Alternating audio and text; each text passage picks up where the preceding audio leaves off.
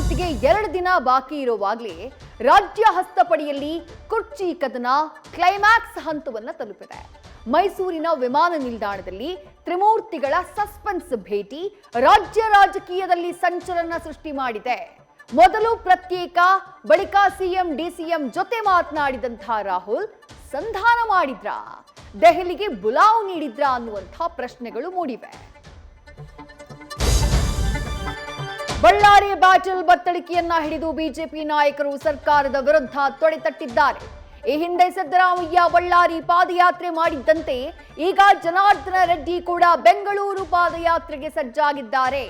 ಇತ್ತ ಸರ್ಕಾರದ ವಿರುದ್ಧ ಹೋರಾಟಕ್ಕೆ ಕಹಳೆ ಮೊಳಗಿಸಿದ ಹೊತ್ತಲ್ಲೇ ಗಣಿ ಧಣಿಗೆ ಅಕ್ರಮ ಗಣಿಗಾರಿಕೆ ಉರುಳಾಗುವ ಆತಂಕ ಎದುರಾಗಿದೆ. ಐತಿಹಾಸಿಕ ಲಕ್ಕುಂಡಿಯಲ್ಲಿ ಪತ್ತೆಯಾದಂತಹ ನಿಧಿ ಪ್ರಕರಣಕ್ಕೆ ಮತ್ತೊಂದು ಟ್ವಿಸ್ಟ್ ಸಿಕ್ಕಿದೆ. ಪ್ರಾಮಾಣಿಕತೆ ಮೆರೆದಂತಹ ಬಡ ಕುಟುಂಬಕ್ಕೆ ಜಿಲ್ಲಾಡಳಿತ ಅನ್ಯಾಯ ಮಾಡ್ತಿದೆಯಾ ಅನ್ನುವ ಅನುಮಾನ ಮೂಡ್ತಾ ಇದೆ. ಸಿಕ್ಕಿದ್ದು ನಿಧಿಯಲ್ಲ, ಚಿನ್ನ ಎಂದಿದ್ದ ಪುರಾತತ್ವ ಇಲಾಖೆಯ ಅಧಿಕಾರಿ ಈಗ ಯೂ ಟರ್ನ್ ಹೊಡೆದಿದ್ದಾರೆ. ಆಪರೇಷನ್ ಸಿಂಧೂರದಲ್ಲಿ ಸೋತು ಸುಣ್ಣವಾಗಿದ್ದ ಗುಳ್ಳೇನರಿ ಪಾಕ್ ಈಗ ಮತ್ತೊಮ್ಮೆ ಬಾಲ ಬಿಚ್ಚಿದೆ. ಭಾರತದೊಳಕ್ಕೆ ಡ್ರೋನ್ ನುಗ್ಗಿಸುವಂತಹ ಪಾಕ್ನ ಸಂಚು ಬಯಲಾಗಿದೆ. ಇದರ ಬೆನ್ನಲ್ಲೇ ಭಾರತದ ಭೂಸೇನಾ ಮುಖ್ಯಸ್ಥ ಪಾಪಿ ರಾಷ್ಟ್ರಕ್ಕೆ ಎಚ್ಚರಿಕೆಯನ್ನ ಕೊಟ್ಟಿದ್ದು ಯುದ್ಧದ ಕಾರ್ಮೋಡ ಆವರಿಸಿದೆ.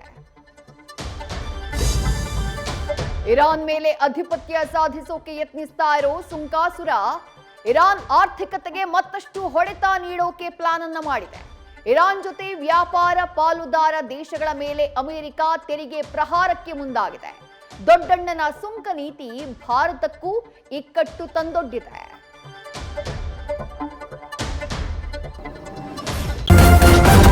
ನ್ಯೂಸ್ ಫಸ್ಟ್ ನಿರ್ಭೀತಿಯಿಂದ ನಿಮ್ಮ ಪರವಾಗಿ.